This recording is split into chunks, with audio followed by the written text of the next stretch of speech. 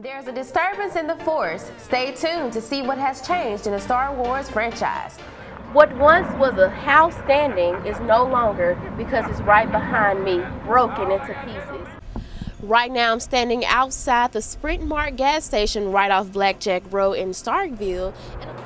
On this very elevator, a student at the Mississippi State University campus set it on fire. This is just one of the many vacant lots that will soon be filled with a brand new business.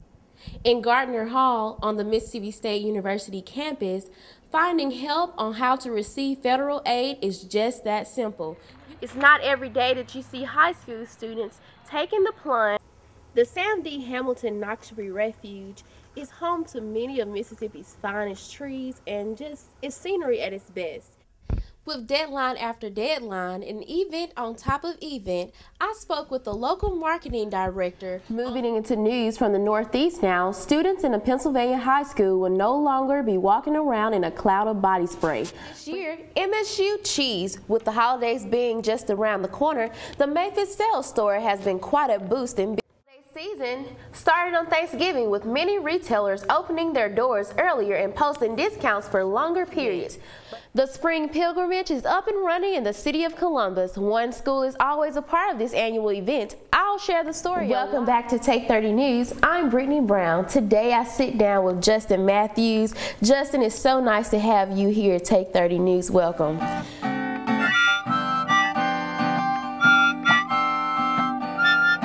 Students of the Mississippi School for Mathematics and Science are giving back to the community for the 23rd time. Students in the 11th grade research former citizens who helped pave the way for what Columbus is today. Some may wonder why Tales of the Crypt is so successful and why do they continue.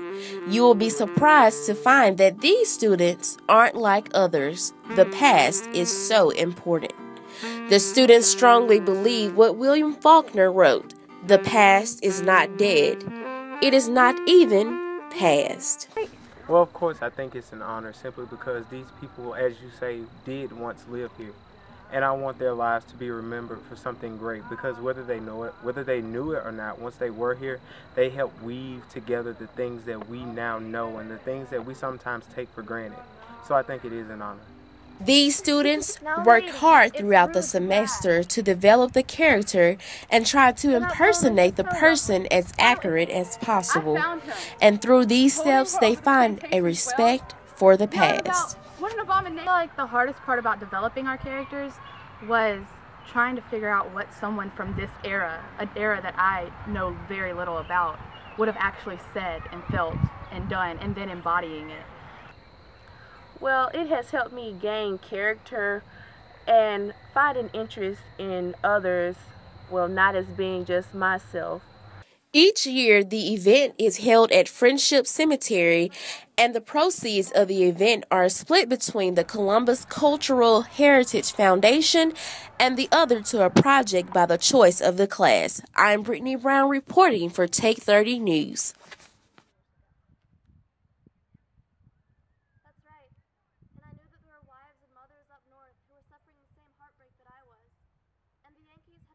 Just last week, in the small town of Sugar Lock, Mississippi, in Noxbury County, the small and calm town was struck by a tornado that measured an EF3 intensity, swept through the rural area. The storm went across the prairie, damaged many homes, buildings, but also damaged some of the center pivots we use for irrigation for our farmers. The tornado was at one point 3/4 miles wide and left many homes flat on the ground and debris all around. Well, here in Sugar Lock, the tiny town makes it different. Like, we can't go shopping, we can't go eat at McDonald's, there's nothing here. But we're here, so that's awesome.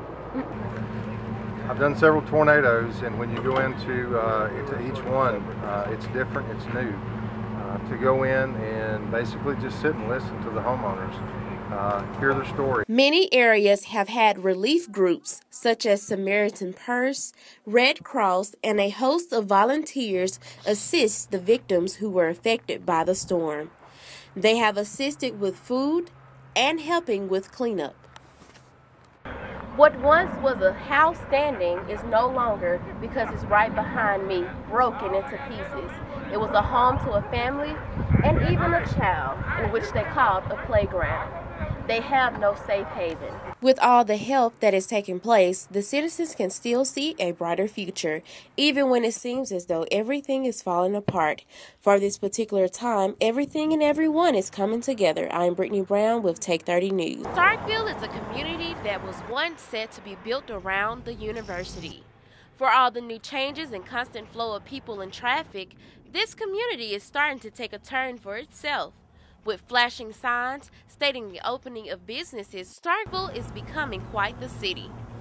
Tutti Frutti, a new yogurt shop, an electronic repair shop, Firehouse Subs, Revolution, a consignment store, Beautiful Boutique, and Scotty's Wine and Spirits are just a few of the new businesses brought to Starkville with such class, elegance, and variety. Options to maybe do something different on a Friday night than going to the bowling alley or just going to Columbus or maybe they can come here and get some yogurt.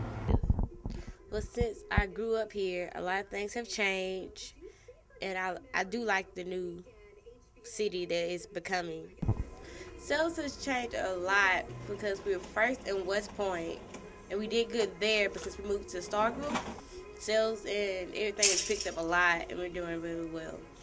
And I like to shop. I like shoes and clothes. It just gets me so excited because all these boutiques are coming. I love it. This is just one of the many vacant lots that will soon be filled with a brand new business being brought to the Starkville community. With such rapid growth in the Starkville community, sooner than later it may become a booming city, and you never know what you may see next. I'm Brittany Brown reporting for Take 30 News.